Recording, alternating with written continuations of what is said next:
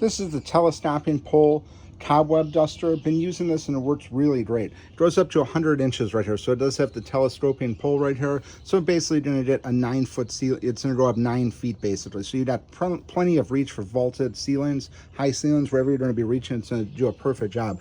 I like these here. It's pretty firm on this. You can see I got a lot of webs on here already, but just works really well. And then I didn't use this one yet, but this looks like it's gonna be great for like dusting, for like ceiling fans and in corners and things like that. But very happy with this one. Really like the fact that this thing goes up to 100 inches, gets whatever height you're gonna need. And overall, just a really great product.